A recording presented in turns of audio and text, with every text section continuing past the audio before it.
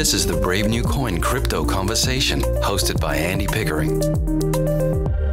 Hi everyone, Andy Pickering here. I'm your host and welcome to the Crypto Conversation, a Brave New Coin podcast where we talk to the people building the future in the Bitcoin, blockchain and cryptocurrency space.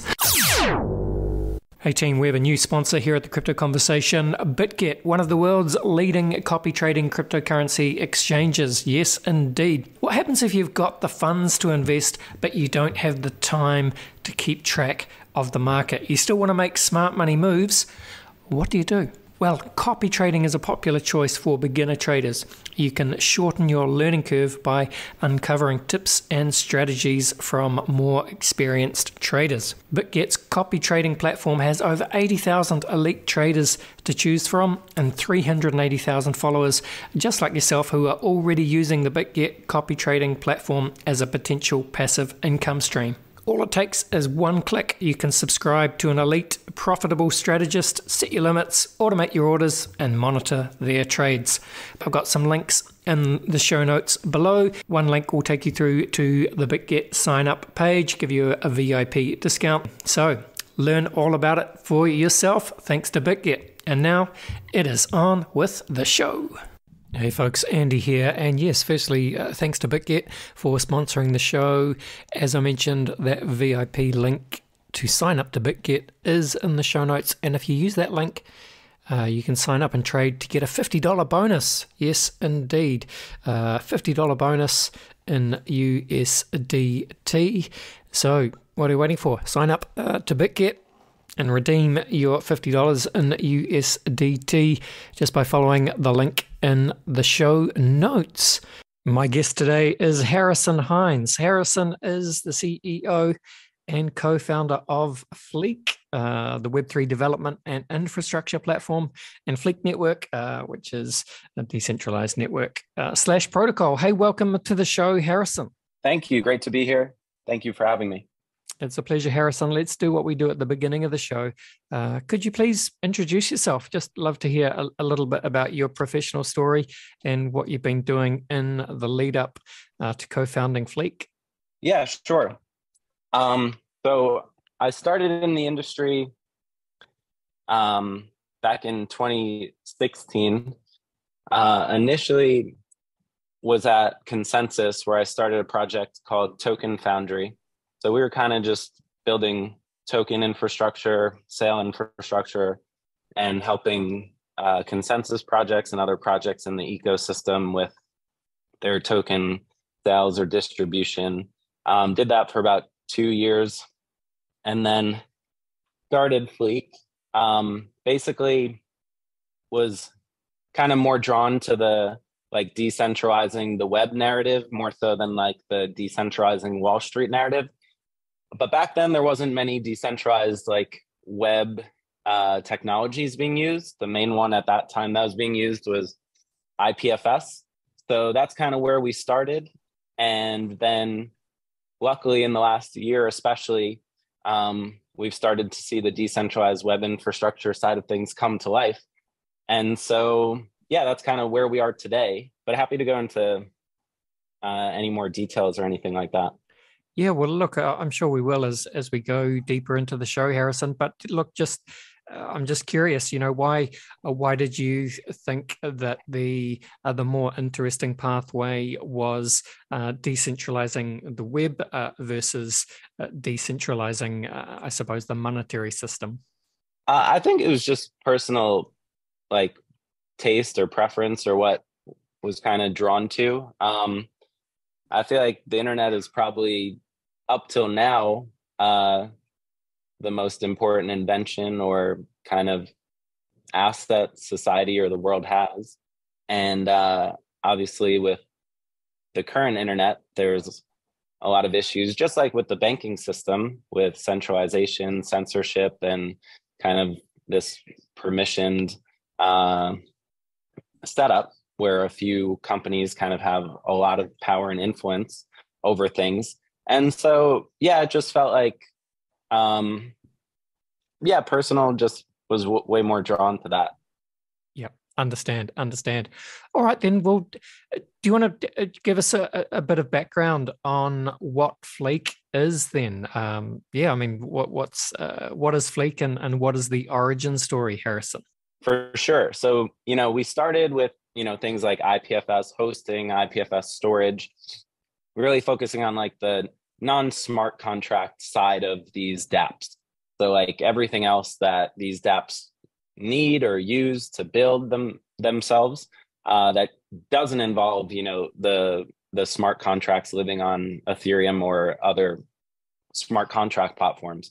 And so in doing that with, IPFS, then, adding other storage protocols, Filecoin, the internet computer, Arweave, etc., we noticed that like us included, kind of everyone in the industry had to use things like Cloudflare in front of their protocol infrastructure, or even like RPC providers like Infura or Alchemy, any NFT marketplace, any NFT project, any website. Not many protocols or any incentivize like performant delivery of content or data living on their networks at the like protocol layer.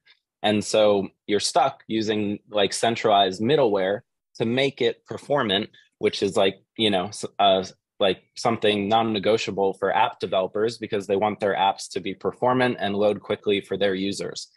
And so we saw this gap in the Web3 infrastructure stack at sort of like the like edge network layer, things like what Cloudflare or, more modern edge networks like, Vercel or Netlify or Fly.io, where you've seen now them expand from just like CDNs where edge networks started to accelerate content, and now doing more things on the edge like compute or, server-side rendering or image optimization or serverless functions, all that sort of stuff.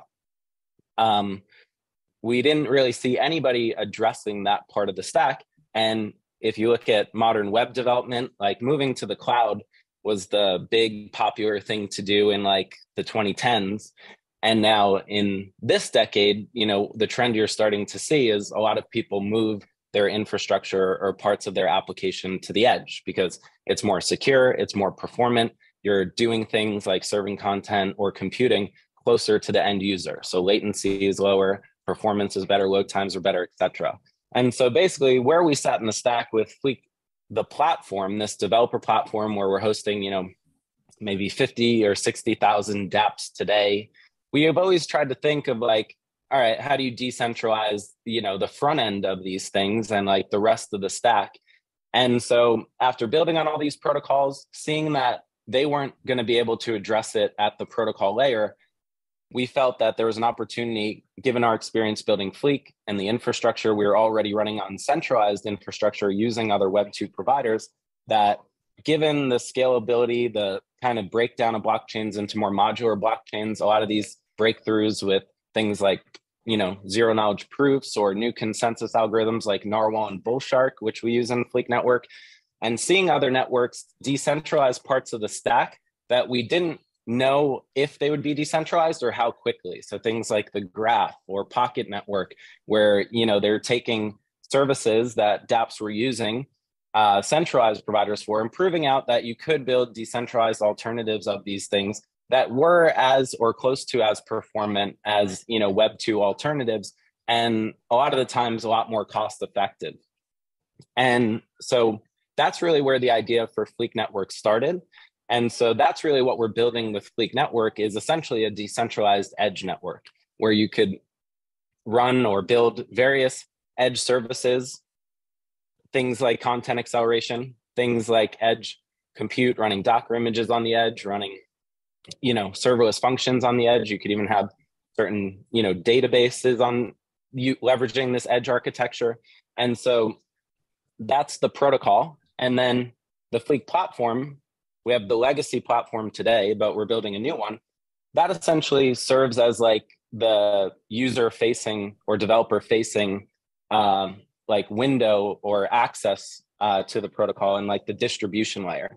So like you have these edge services that people can build on Fleek Network.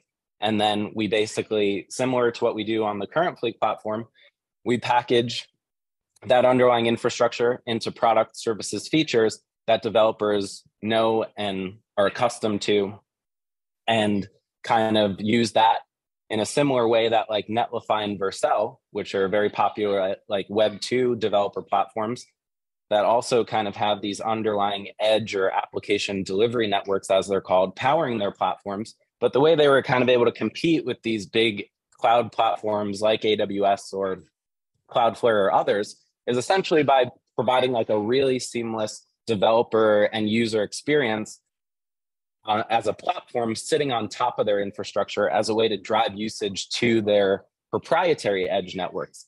So we're kind of running the same playbook where, in addition to like the Fleek Foundation building Fleek Network, the Fleek platform will kind of be like this modern web developer platform for building like, modern apps that use, Jamstack, where, you're using serverless functions and maybe a DynamoDB and then a static front end. We're now, instead of just providing front end hosting and like static, file storage on the current Fleek platform, now we have the capability to service more of the full stack needs of an application. And we leverage Fleek Network for the services the Fleek Network provides, but we also leverage other Web3 protocols. So all the Web3 storage protocols, because Fleek Network doesn't store data, we just cache it.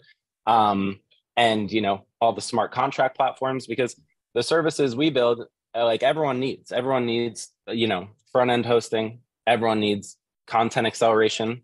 So that's sort of like what we're building and kind of how we're going about it and kind of how we fit into that Web3 stack. Because all these protocols that are storing data, the smart contract platforms, data availability layers, the storage networks, the database, decentralized databases, they all have data that they need to serve to users performantly. And so instead of them all sticking Cloudflare in front of their networks and their protocols or their RPC providers, now you could use Fleek Network and have a more full decentralized stack that is just as performant and, should be at least equal cost, or maybe for some services, potentially much better priced than the Web2 alternatives, especially for things like serverless functions or things like that.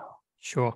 And Harrison, just for, I guess, the non-dev listeners, can you explain what you mean by the edge? Like, so you talked about how in the 2010s, everyone was moving to the cloud, and now we're seeing developers taking their applications to the edge. Just explain what you mean by the edge.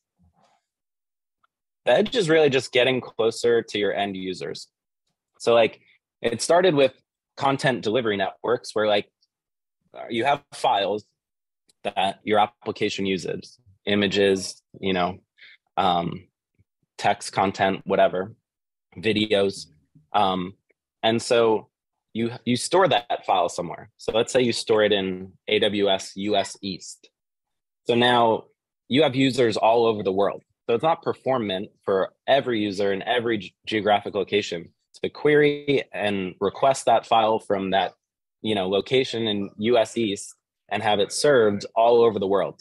So an edge network, or, which is essentially a content delivery network, is just one type of edge service, basically says instead, we'll just cache this file in multiple geographic locations all over the world.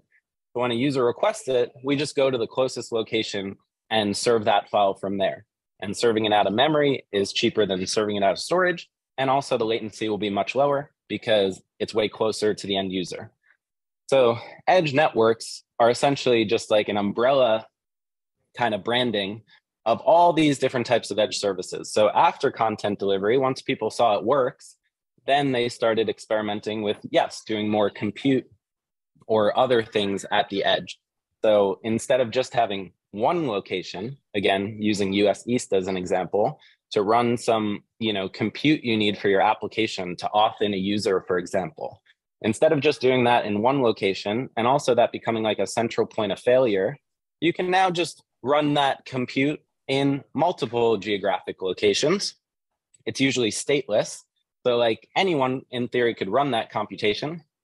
And so now you just do it in a similar fashion to content delivery networks, where you just go to the closest kind of node or location and do that compute there. So you can also return the payload or the job or whatever it is, the query, to the end user.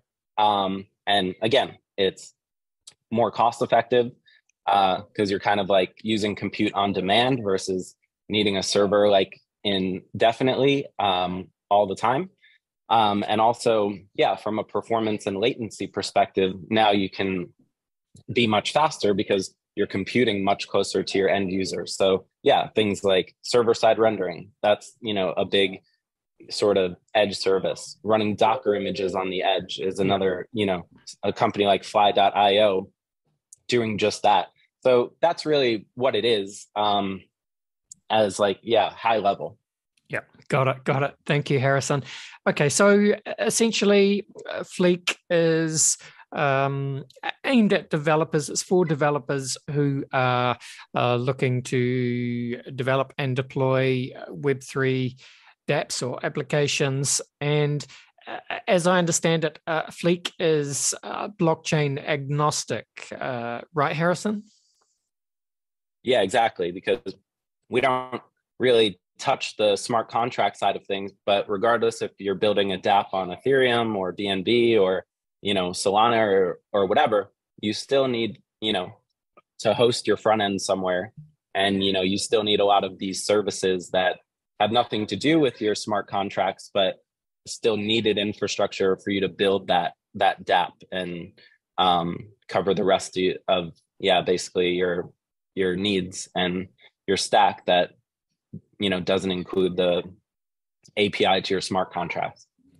Yeah. Tell us, Harrison, you know, it's interesting because, you know, I'm not a developer myself, but I understand that historically, certainly in the early days of Ethereum and then the following smart contract platforms, you know, it was challenging for developers to make their various applications that they wanted to because the tooling was limited and it was just, you know, the early days. It is slowly getting easier, you know, largely thanks to, you know, people like yourself and what you guys are doing at Fleek. So, but I'm sure there's still some way to go. So maybe just, do you want to just at a high level, I suppose, give us the kind of the current state of play in terms of where Web3 developer culture is at, in your view? Yeah, for sure. So I think we've seen first attempts at a lot of things that some are definitely getting traction. Like you're seeing decentralized storage, you know, protocols like Filecoin and Arweave start to find some sort of product market fit. So you are definitely seeing like an explosion in just different protocols trying to serve different parts of like the Web3 infrastructure stack that could replace the Web2 infrastructure stack one day. But I would say the performance is still not where it needs to be.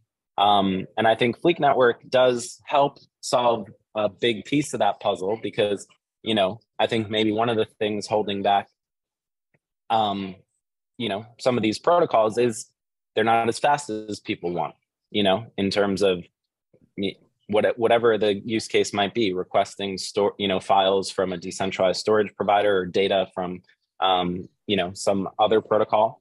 And so that is one piece of it. But yeah, I do think that using these protocols is also, you know, quite difficult. And so we do provide, you know, some abstractions, but I think there's a lot of room in that regard where, you know, you could remove a lot of these complexities, abstract a lot of these things, needing a token to use these services, and just provide more of like a Web2 developer experience while still leveraging Web3 infrastructure and protocols under the hood. So that's where I think, you know, you'll start to see a lot of innovation or the space really make a lot of progress. Because I do think that these decentralized alternatives, for example, like decentralizing GPUs. Like I think with AI and the explosion of AI and needing access to cheap GPUs to run these models on, like, that's something, and where I think like Web3 infrastructure, like, because, the open question is like, how much do people care about decentralizing the entire stack? And so I think protocols that just rely on decentralization as their main selling point might struggle, or it might take a much longer time for them to see any meaningful adoption. But I think the Web3 like decentralized web infrastructure protocols that actually can compete on traditional Web2 metrics of cost, performance, security, things like that, that's where I think, obviously the Web3 market is the initial target market for a lot of these protocols. But I do think eventually you'll start to see that these protocols can offer cost advantages or potentially even performance advantages that could eventually start to like pique the interest of Web2 companies who are, the biggest consumers of compute or bandwidth or stuff, and seeing this as potentially a better alternative or cost saving, opportunity without sacrificing on performance or reliability or things like that. So I think these protocols need to harden a little bit. I do think there needs to be better tooling and developer experiences to use these protocols and make it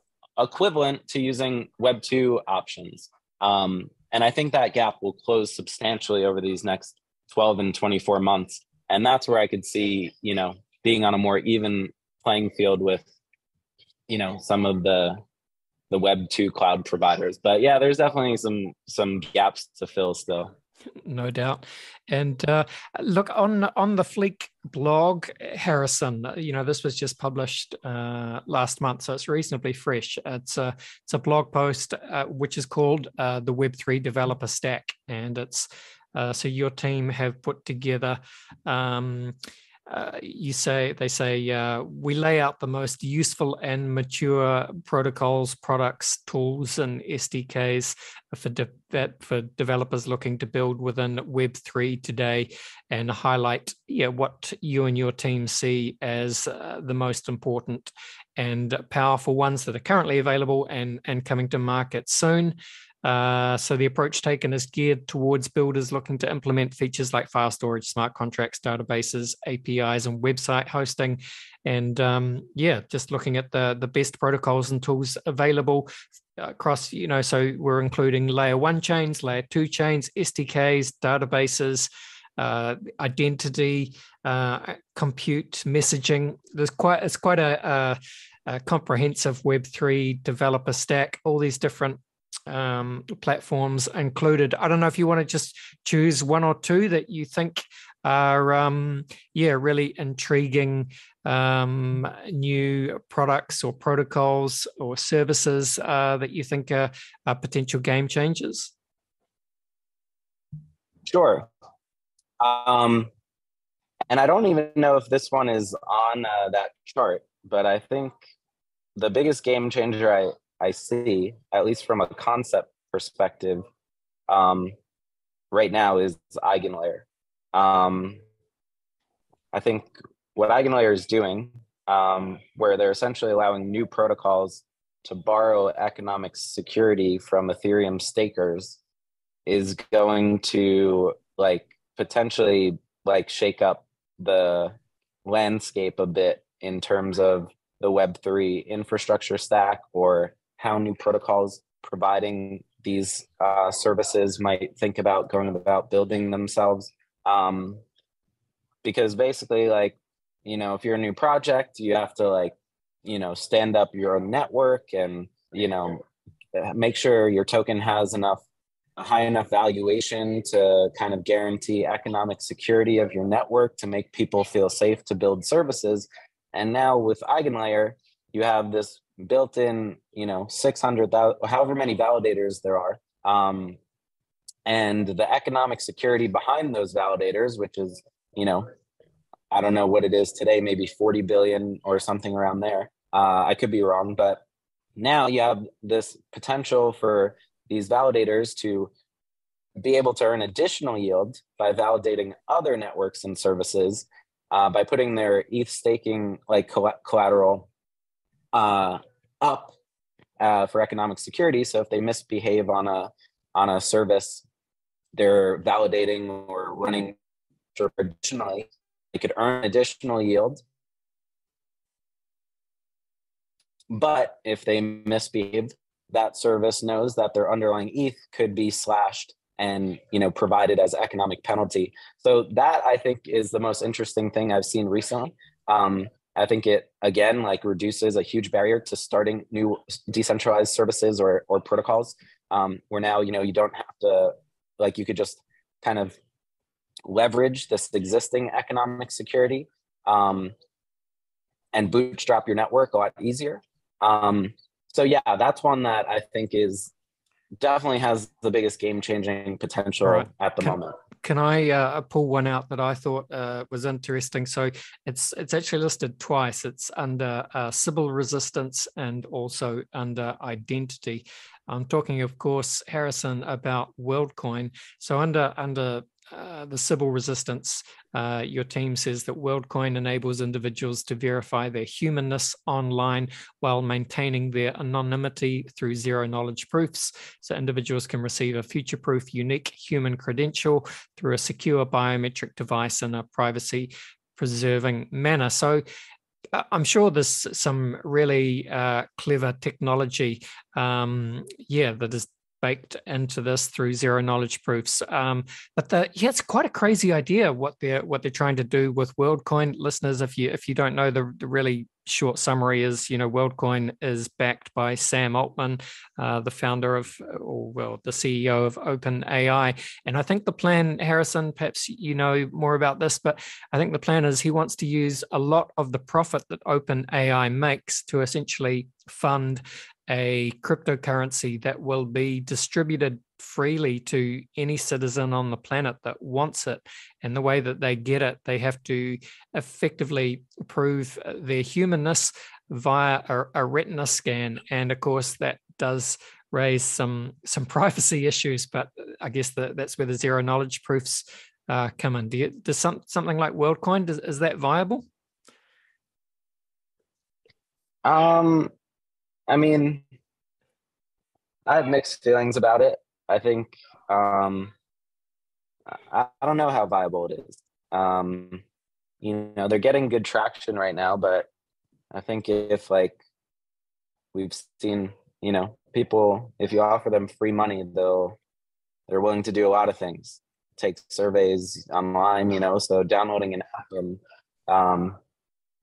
that I think it's hard to judge if it's viable. I think there's a lot of privacy concerns about, the orbs and things like that, or security concerns. So yeah, I really am not sure. I think it's interesting to start thinking about the impact AI might have on the world and how to potentially get out in front of it. So I don't hate the attempt. But in Web3, I feel like a lot of times the first attempt doesn't work. But it's still good that someone tried. So yeah, I'd say, yeah, I'm mixed on it. Yeah. I think it's, yeah. Diplomatically said. Yeah, it's hard to know, but I mean, we could go down the AI UBI rabbit hole for hours, but I don't know. Who do you trust to Martin to run a UBI? Yeah, Martin Kopelman. Yeah, Martin Kopelman has been in the space a very long time from Gnosis, and he's got Circle's UBI. So, he's, I think, put a lot of thought into this, and I know some other people with other projects have started to toy with the concept too. Obviously, Sam Altman's in a way better position from a distribution perspective and media attention perspective, but funding. But yeah, I think the concept is inevitable of UBI. But yeah, hopefully it's not just one organization or something that's controlling UBI for the world, because that sounds a little dystopian. It does indeed. All right. Well, as we finish off this part of the podcast, Harrison, just look briefly again. Just make the case for any developers listening. Why developers should come and check out Fleek, and how you're making it easier for them to build Web3 applications. Yeah, for sure. I'd say this summer we'll be launching the new platform and sunsetting the old one. And, we'll have a lot more capabilities where we could now service your full stack, not just your front-end hosting needs, but we still will do that. And so, if you're a Web3 developer building a DApp, could be DeFi, could be NFTs, could be GameFi, could be anything. Fleek is definitely, over the next few months, going to be in position with a lot of services and features that's very Web3 line, and using decentralized infrastructure everywhere we can, and progressively getting more and more decentralized, but still being able to provide services where you could run your app, have these features and products you need, hosting, storage, compute, etc., and not sacrifice on performance, cost, or reliability. So I'd say if you've never used Fleek, definitely check it out. And I would say definitely stay tuned, especially over these next few months as we release, a test net of Fleek Network and start surfacing some of the first services and features powered by Fleek Network into the platform. Awesome. And the website, folks, is fleek.xyz is the new website. And of course, the link will be in the show notes as well. Let's go to a very quick break, and then we'll come back. We'll have some fun. We'll finish off by running Harrison through the very famous Crypto Conversation hot take round. Back in 1 second.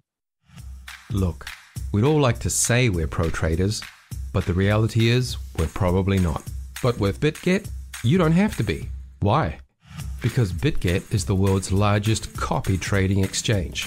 Instead of you muddling through it on your own, feel confident. BitGet allows you to automatically copy trade from over 80,000 elite traders with 24/7 support on our secure copy trading platform. Start following expert traders on bitget.com. Check for details in the show notes and join BitGet today.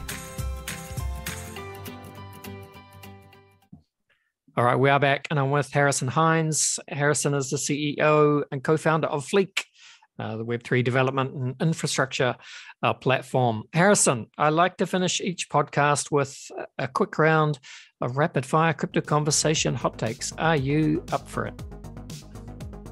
For sure. Just going to run some questions at you, Harrison. Just a bit of fun, no right or wrong way to do it. Just want kind of quick, snappy answers, hot take style. Question 1 for you.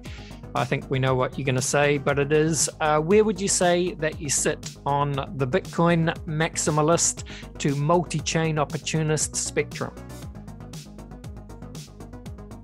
I'd say I sit in the 75th percentile towards multi-chain. I do think Ethereum might, multi-chain might look a little bit different than it does now. And I think Ethereum's in a very good position to be kind of the base layer of that future. But I think, modular is the future, specialization is the future. And I wouldn't be surprised if the Web3 stack plays out a lot like Web2, where you have a lot of different technologies that people are piecing together based on their use case and things like that. Yeah. For sure. Okay. Well, what would you say, Harrison, is your firmest conviction crypto opinion?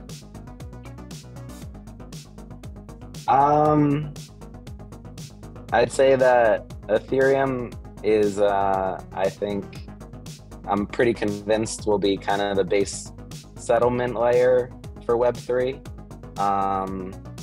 And my second highest conviction is that I think IPFS is going to play a big role in Web3 because I think it's the most beloved technology in Web3. It doesn't matter if you're Ethereum, Solana, Bitcoin, IPFS is universally loved, and maybe it's because it doesn't have a token, but I'm pretty convinced IPFS has a big role in the future of the internet. It's got the coolest name as well, Interplanetary File System. Doesn't get better. Harrison, Bill Gates famously said that we tend to overestimate what we can accomplish in 2 years and underestimate what we can accomplish in 10. As a developer, as a builder, you'll be only too familiar with that. But with that in mind, 10 years is a long time. Web3, blockchain, what does it start to look like in 10 years' time? I think by the end of this decade, it would be weird to build software on a proprietary cloud platform that's corporate controlled. And I also think in 10 years, it might also be weird to store money in banks. Yes. So yeah, I think by the end of this decade, I feel like that is like a long enough timeline where that will happen. Yeah. I like it. All right. Well, the flip side of this is a quote by William Gibson, who famously said that the future is already here. It's just not evenly distributed. With that in mind, Harrison, can you think of an example of the future being here right now, but most people aren't aware of it? Yeah, for sure. I think in the anti-aging longevity space. Ooh, nice. There are a lot of people doing crazy things already that I think 99% of the world are unaware of or not paying attention or don't care yet. And it's advancing rapidly. But yeah, the curing aging and living longer, and that I think is very unevenly distributed right now. How long until we get any kind of meaningful traction then? And obviously, I guess traditionally this kind of stuff becomes available first to, the people with the money to pay for it. But eventually the idea is it will perhaps trickle down. But how long before we can actually start meaningfully extending lifespans, do you think?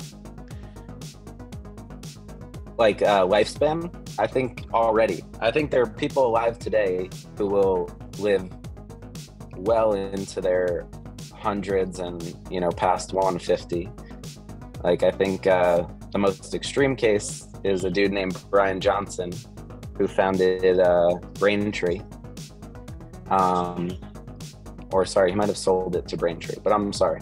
Now he has a company called Kernel, which is a brain-computer interface company. But he created this program called Blueprint, and he lives an absolutely crazy life where he optimizes every single aspect of his life and records all of it and open sources it. But I'm pretty sure he's living at least probably way longer than any of us. Yeah, I've just Googled and I'm looking at his website now.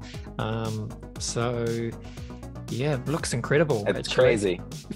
Absolutely fascinating. I love that he's putting this all out there and essentially being a guinea pig. But fascinating. Okay, thank you for that. I'm going to take a look at his website, which is just blueprint.brianjohnson.co. Listeners, if you want to check that out. Fascinating. What's my next question? I think, yeah, we're starting to finish off. Okay, so 2 more questions to go, Harrison. Time to zoom out, time to get weird for a second. I mean, we've been getting weird, but let's get weirder. What do you see as the long-term future for the human race? Do you see dystopia or utopia? I see utopia. I think there were a lot of nation states and forces pushing forward a dystopian future, but I do think Web3 and hopefully AI, once these open source decentralized models get as good as the centralized ones or potentially better, we'll start to swing the pendulum back in the utopian direction. And yeah, I think Web3 and AI and that combination will be a big reason for it. So fingers crossed. Might get worse before it gets better, but I think ultimately it gets better. I like it. All right, final question for you, Harrison. What is your favorite science fiction book, film, or TV show? Ooh, probably Hitchhiker's Guide to the Galaxy. I love it. Great choice. Great choice. Classic book by Douglas Adams. What is the answer to life, the universe, and everything? 42? Oh yeah, it's 42. I think so. Mm-hmm. All right, I'm still just looking at this Blueprint Brian Johnson website. Man, that looks absolutely nuts. I love it. Fascinating. Are you following some of this stuff yourself? I dabble, but I mean, when you look at the level he's taking it to, he's committed. Yeah. So yeah, I'm fascinated by it. It definitely seems like in our lifetime, things like aging might get solved, and the implications that has are very interesting to think about. Yeah. I guess ultimately it's the Ray Kurzweil singularity thesis, which seemed like science fiction 10 years ago, but now seems kind of inevitable. We're on that path. First we extend human aging, and ultimately we upload into whatever we call the cloud in the future, which is really just the galaxy consciousness. Yep. Bring it on. All right. Seems like a nice place to finish, Harrison. Thank you so much for coming on the show, talking all things Web3, Fleek, and ending on the singularity. I enjoyed that. Just close it out by telling people where they can find you on Twitter. And again, where people should dig into to see, the Web3 development kits and technology stacks that Fleek make available. Yeah, for sure. I would definitely say following us on Twitter. We have Fleek XYZ and Fleek Network. So for Fleek Network, the website is fleek.network. We'll be putting out a new white paper in a few weeks and a lot of updated content, and definitely preparing for the new platform launch. So yeah, that, or, signing up for the mailing list. Those are great ways to stay up to date on what we're doing and when we release some of these things on our roadmap. Awesome. Thank you so much, Harrison. All the best, and bye for now. Thanks a lot. All right, there you go. That was Harrison Hines from Fleek. He was cool. Harrison, very smart guy. That was good. Talking all things Web3 and longevity, aging. Really am interested by this guy, Brian Johnson, that Harrison was talking about. So I'm going to have a look at his website.